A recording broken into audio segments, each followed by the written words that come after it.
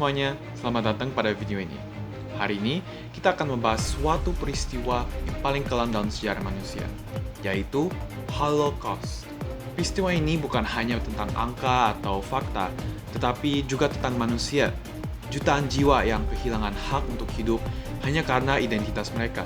Holocaust adalah pengingat betapa bahayanya kebencian, diskriminasi, dan propaganda yang tidak terkendali.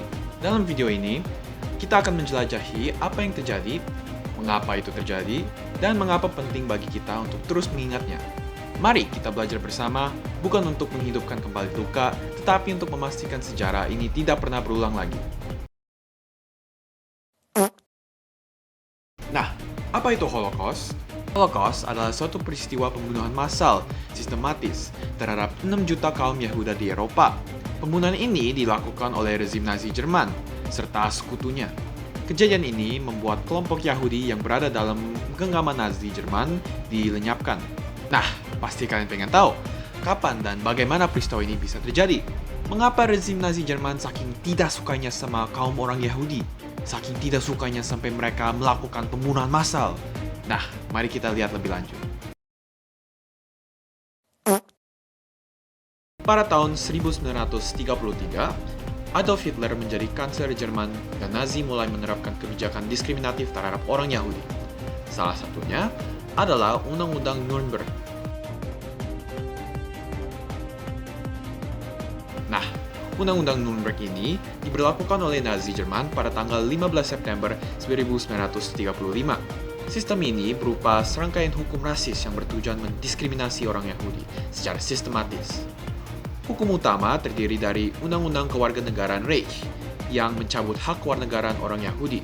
Orang Yahudi ini dijadikan sebagai subjek negara tanpa adanya hak politik, serta Undang-Undang Perlindungan Darah dan Kehormatan Jemaat, melarang orang Yahudi untuk menikah atau memiliki hubungan seksual dengan orang non-Yahudi di Jerman. Undang-undang ini juga melarang orang Yahudi untuk mempekerjakan wanita Jerman yang non-Yahudi sebagai pekerja rumah tangga. Untuk menjaga apa yang disebut kemurnian ras Arya, Adolf Hitler memberlakukan Undang-Undang Nuremberg ini. Ia memberlakukan undang-undang ini sebagai bagian dari ideologi rasis dan antisemit yang menjadi inti dari kebijakan Nazi.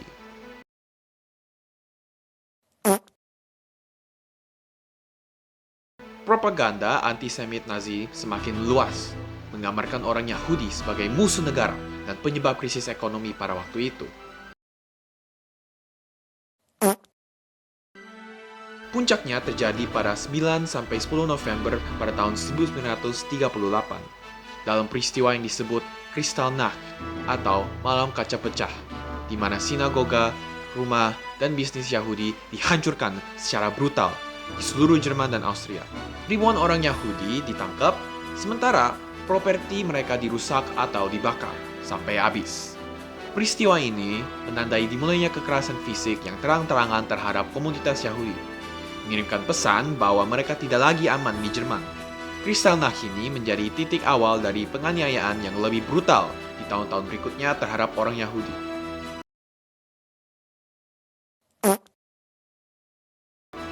Pada tahun 1939, Nazi menginvasi Polandia.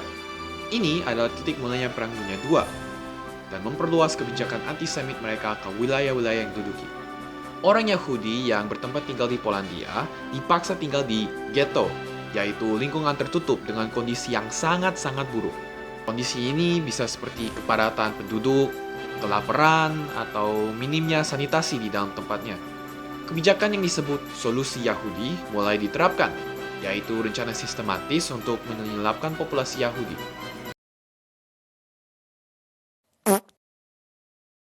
Pada tahun 1941, invasi Jerman ke Uni Soviet membawa kebijakan ini ke tingkat yang lebih kejam.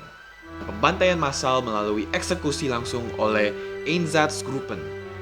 Einsatzgruppen ini merupakan kelompok pembunuhan bergerak yang membantai ribuan orang Yahudi di desa-desa dan juga di kota-kota. Peristiwa ini menjadi awal dari genosida skala besar yang dikenal sebagai Holocaust. Sebagai bagian dari solusi akhir atau final solution, Nazi mendirikan beberapa kamp-kamp konsentrasi seperti Auschwitz, Treblinka, dan Sobibor untuk membasmi orang Yahudi yang berada di seluruh Eropa.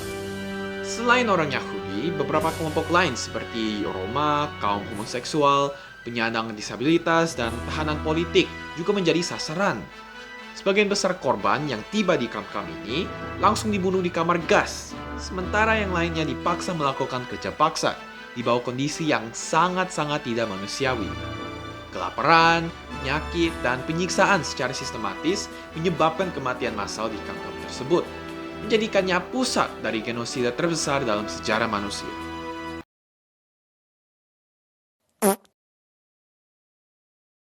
Nah, meskipun menghadapi kondisi yang sangat buruk, beberapa korban melakukan perlawanan, seperti pemberontakan di ghetto Warsawa pada tahun 1943, di mana orang Yahudi yang tersisa bangkit melawan Nazi, dan pemberontakan di kamp Sobibor pada tahun yang sama, yang berhasil membuat sejumlah tahanan melarikan diri. Pada tahun 1944 sampai 1945, pasukan sekutu mulai membebaskan kamp-kamp konsentrasi ini. Mereka mengungkapkan pembentangan mengerikan berupa tumpukan mayat, kamar gas, dan tahanan yang hampir mati kelaparan. Peristiwa ini membuka mata dunia terhadap skala kekejaman Holocaust dan menjadi bukti nyata dari genosida sistematis yang dilakukan oleh kaum Nazi Jerman. Lalu, Perang Dunia II ini berakhir pada tanggal Mei 1945 dengan kekalahannya kaum Nazi Jerman, menandai runtuhnya rezim yang bertanggung jawab atas Holocaust. Para pemimpin Nazi diadili dalam pengadilan Nuremberg yang berlaku pada tahun 1945 sampai 1946 atas kejahatan perang dan kejahatan terhadap kemanusiaan, dengan banyak yang dijatuhi hukuman mati atau penjara.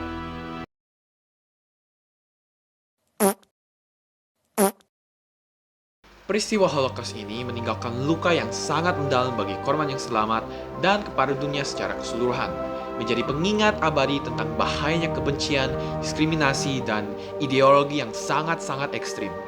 Tragedi ini menginspirasi lahirnya Deklarasi Universal HAM atau Deklarasi Universal Hak Asasi Manusia yang berlaku pada 1948 sebagai upaya global untuk mencegah kekejaman serupa terjadi lagi di masa depan.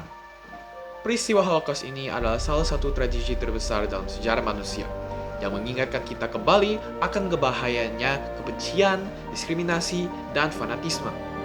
Penting bagi kita untuk terus belajar dari peristiwa ini, menjaga nilai-nilai kemanusiaan, dan memastikan bahwa kekejaman serupa tidak pernah terulang lagi. Mari jadikan sejarah ini sebagai pelajaran untuk menciptakan dunia yang lebih adil, damai, dan penuh toleransi. Terima kasih telah menyaksikan dan jangan lupa untuk terus menyebarkan pesan perdamaian. Terima kasih semua.